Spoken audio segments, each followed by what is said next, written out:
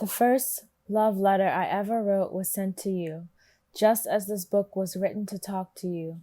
Anthony, you have been my most intimate listener. I will love you always. In the Song of Solomon, there is this passage that reads, I found him whom my soul loves. I held him and would not let him go.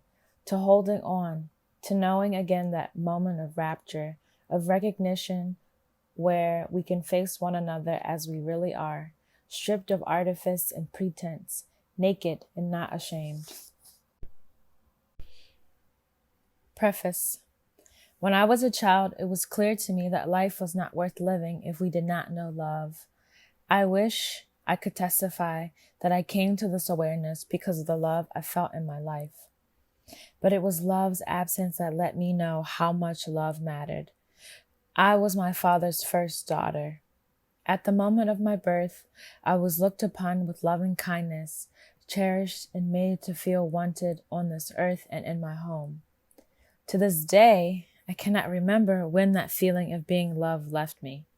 I just know that one day I was no longer precious, that those who had initially loved me well turned away.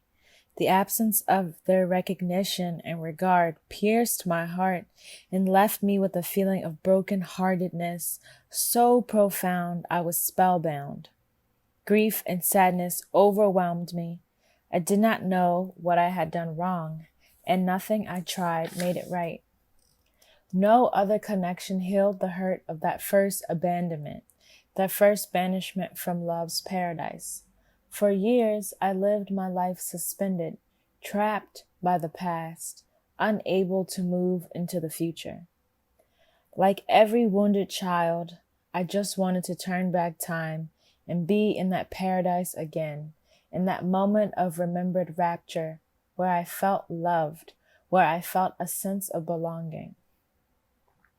We can never go back. I know that now. We can go forward. We can find the love our hearts long for, but not until we let go grief about the love we've lost long ago, when we were little and had no voice to speak the heart's longing. All the years of my life I thought I was searching for love, I found, retrospectively, to be years where I was simply trying to recover what had been lost, to return to the first home, to get back the rapture of first love. I was not really ready to love or be loved in the present. I was still mourning, clinging to the broken heart of girlhood, to broken connections. When that mourning ceased, I was able to love again. I awakened from my trance state and was stunned to find the world I was living in, the world of the present, was no longer a world open to love. And I noticed that all around me I heard testimony that lovelessness had become the order of the day. I feel our nation turning away from love as intensely as I feel love's abandonment in my girlhood. Turning away, we risk moving into a wilderness of spirit so intense we may never find our way home again. I write of love to bear witness both to the danger in this movement and to call for a return to love, redeemed and restored. Love returns us to the promise of everlasting life. When we love, we can let our hearts speak.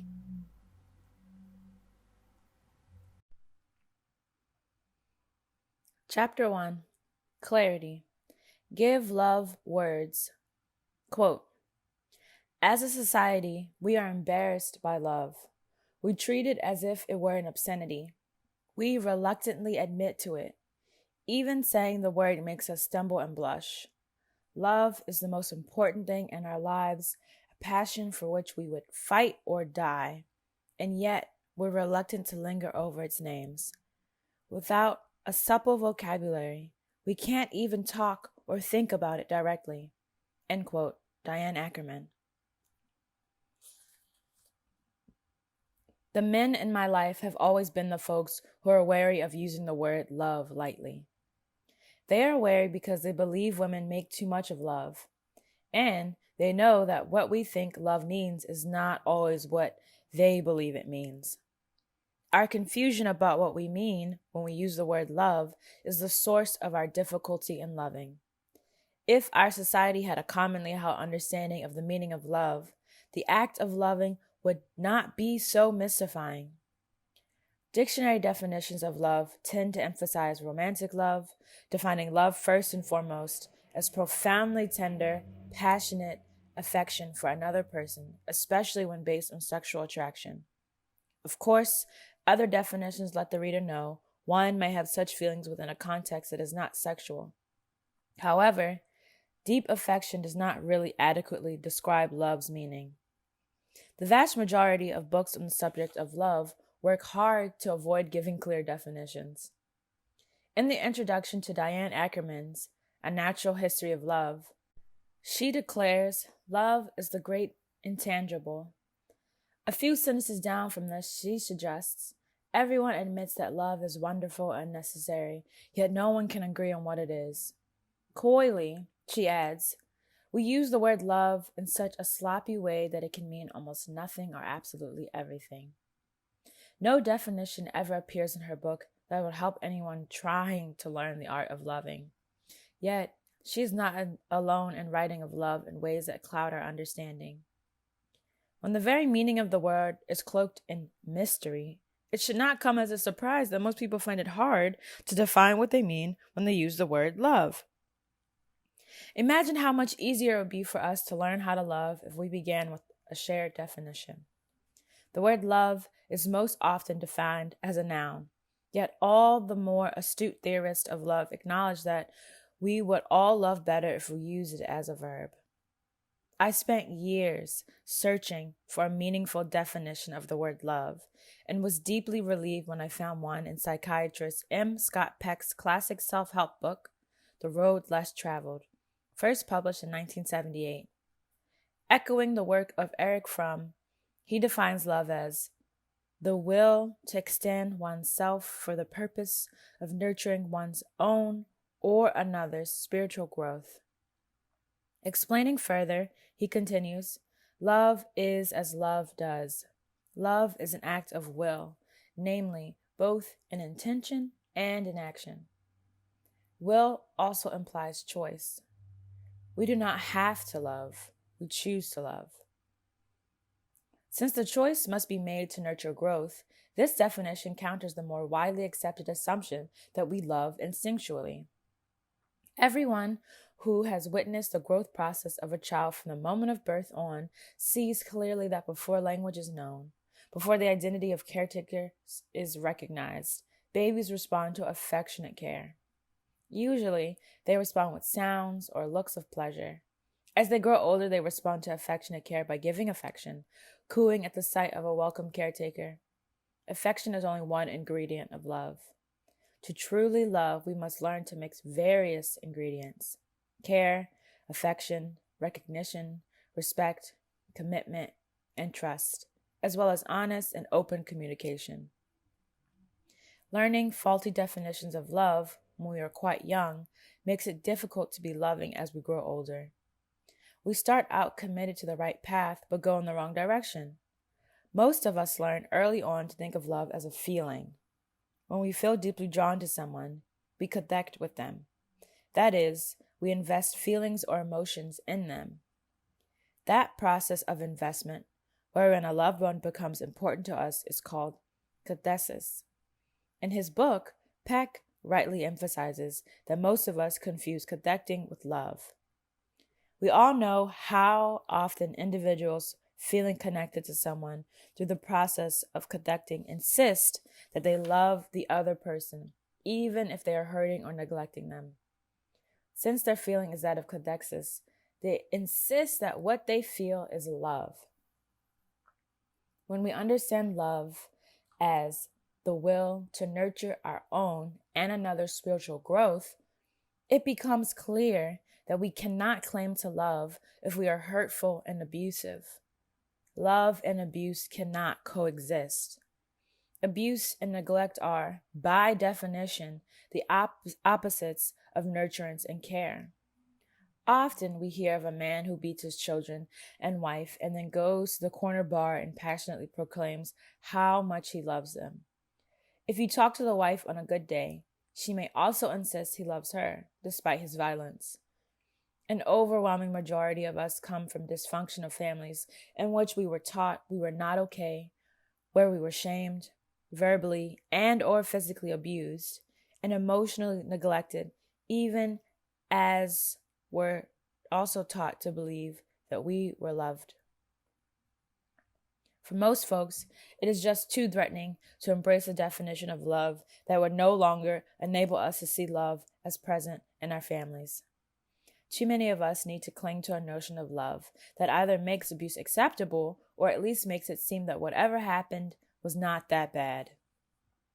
Raised in a family in which aggressive shaming and verbal humiliation coexisted with lots of affection and care, I had difficulty embracing the term dysfunctional.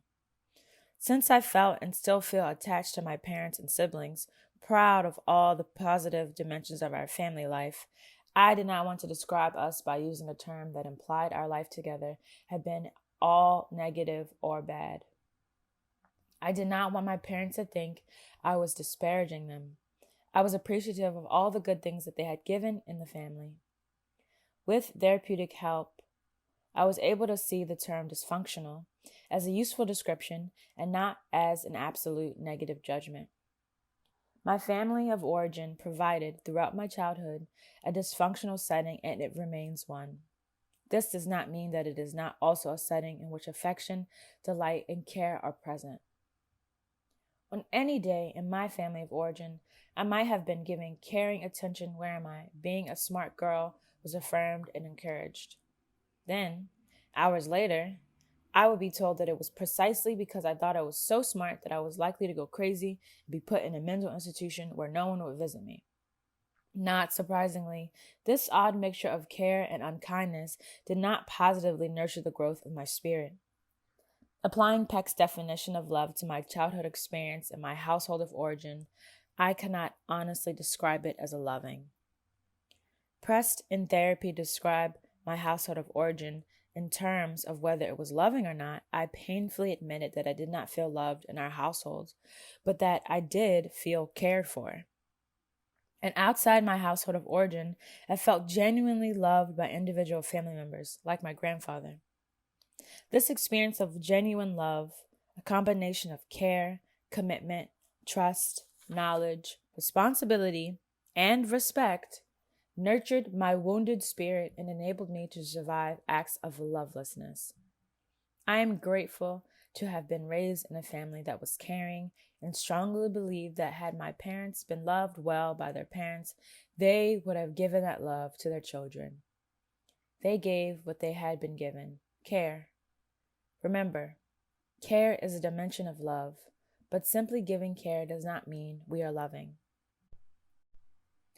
Like many adults who were verbally and or physically abused as children, I spent a lot of my life trying to deny the bad things that had happened, trying to cling only to the memory of good and delicious moments in which I had known care. In my case, the more successful I became, the more I wanted to cease speaking the truth about my childhood. Often, critics of self-help literature and recovery programs like to make it seem that far too many of us are eager to embrace the belief that our family of origin are or remain dysfunctional and lacking in love. But I have found that, like myself, most people, whether raised in excessively violent or abusive home or not, shy away from embracing any negative critique of our experiences. Usually, it requires some therapeutic intervention, whether through literature that teaches and enlightens us, or therapy, before many of us can even begin to critically examine childhood experiences and acknowledge the ways in which they have an impact on our adult behavior. Most of us find it difficult to accept a definition of love that says we are never loved in a context where there is abuse. Most psychologically and or physically abused children have been taught by parenting adults that love can coexist with abuse, and in extreme cases that abuse is an expression of love. This faulty thinking often shapes our adult perceptions of love, so that just as we would cling to the notion that those who hurt us as children loved us, we try to rationalize being hurt by other adults by insisting that they love us. In my case, many of the negative shaming practices I was subjected to in childhood continued in my romantic adult relationships. Initially, I did not want to accept a definition of love that would also compel me to face the possibility that I had not known love in the relationships that were most primary to me. Years of therapy and critical reflection enabled me to accept that there is no stigma attached to acknowledging a lack of love in one's primary relationships. And if one's goal is self-recovery, to be well in one's soul, honestly and realistically, confronting lovelessness is part of the healing process. A lack of sustained love does not mean the absence of care, affection, or pleasure. In fact, my long-term romantic relationships, like the bonds in my family, have been so full of care that it would be quite easy to overlook the ongoing emotional dysfunction. In order to change the lovelessness in my primary relationships, I had to first learn anew the meaning of love, and from there learn how to be loving. Embracing a definition of love that was clear was the first step in the process. Like many who read The Road Less Traveled again and again, I am grateful to have been given a definition of love that helped me face the places in my life where love was lacking. I was in my mid-20s when I first learned to understand love as the will to extend oneself for the purpose of nurturing one's own or another's spiritual growth. It still took years for me to let go of learned patterns of behavior that neglected my capacity to give and receive love. One pattern that made the practice of love especially difficult was my constantly choosing to be with men who were emotionally wounded, who were not that interested in being loving, even though they desired to be loved. I wanted to know love, but I was afraid to surrender and trust another person. I was afraid to be intimate. By choosing men who were not interested in being loving, I was able to practice giving love, but always within an unfulfilling context. Naturally, my need to receive love was not met. I got what I was accustomed to getting, care and affection, usually mingled with a degree of unkindness, neglect, and on some occasions, outright cruelty. At times, I was unkind. It took me a long time to recognize that while I wanted to know love, I was afraid to be truly intimate. Many of us choose relationships of affection and care that will never become loving because they feel safer. The demands are not as intense as loving requires. The risk is not as great. So many of us long for love but lack the courage to take risks. Even though we are obsessed with the idea of love, the truth is that most of us live relatively decent, somewhat satisfying lives, even if we often feel that love is lacking. In these relationships, we share genuine affection and or care. For most of us, that feels like enough because it's usually a lot more than we received in our families of origin. Undoubtedly, many of us are more comfortable with the notion that love can mean anything to anybody precisely because when we would define it with precision and clarity, it brings us face to face with our lacks, with terrible alienation. The truth is, far too many people in our culture do not know what love is. And this not knowing feels like a terrible secret, a lack that we have to cover up. Had I been given a clear definition of love earlier in my life, it would have not taken me so long to become a more loving person. Had I shared with others a common understanding of what it means to love, it would have been easier to create love. It is particularly distressing that so many recent books on love continue to insist that definitions of love are unnecessary and meaningless. Or worse, the authors suggest love should mean something different to men than it does to women, that the sexes should respect and adapt to our inability to communicate since we do not share the same language. This type of literature is popular because it does not demand a change in fixed ways of thinking about gender roles, culture, or love. Rather than sharing strategies that would help us become more loving, it actually encourages everyone to adapt to circumstances where love is lacking. Women, more so than men, rush out to purchase this literature. We do so because collectively we are concerned about lovelessness.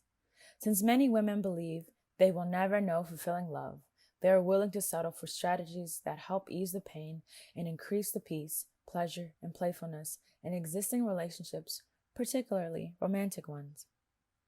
No vehicle in our culture exists for readers to talk back to the writers of this literature. And we do not really know if it has been truly useful, if it promotes constructive change. The fact that women, more than men, buy self-help books using our consumer dollars to keep specific books on bestseller lists is no indication that these books actually help us transform our lives.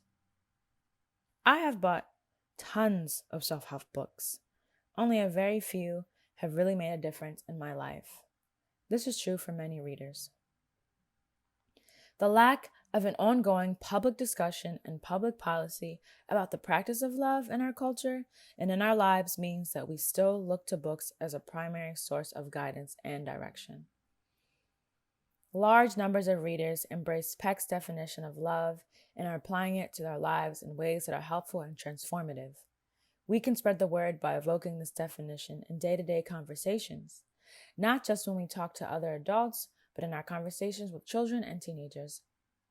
When we intervene on mystifying assumptions that love cannot be defined by offering workable, useful definitions, we are already creating a context where love can begin to flourish.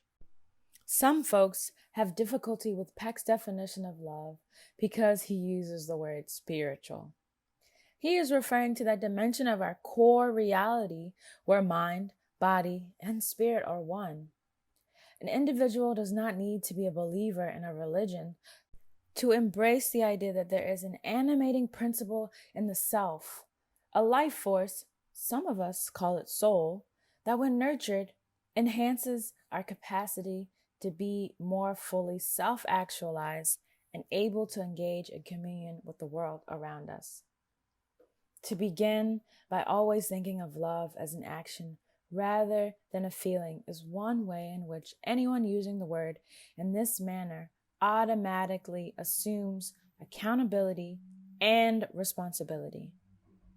We are often taught we have no control over our feelings.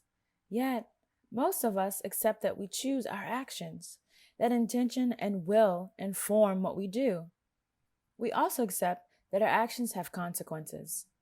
To think of actions shaping feelings is one way we rid ourselves of conventionally accepted assumptions such as that parents love their children or that one simply falls in love without exercising will or choice, that there are such things as crimes of passion, i.e., he killed her because he loved her so much. If we were constantly remembering that love is as love does, we would not use the word in a manner that devalues and degrades its meaning. When we are loving, we openly and honestly express care, affection, responsibility, respect, commitment, and trust. Definitions are vital starting points for the imagination. What we cannot imagine cannot come into being. A good definition marks our starting point and lets us know where we want to end up. As we move toward our desired destination, we chart the journey, creating a map. We need a map to guide us on our journey to love, starting with the place where we know what we mean when we speak of love.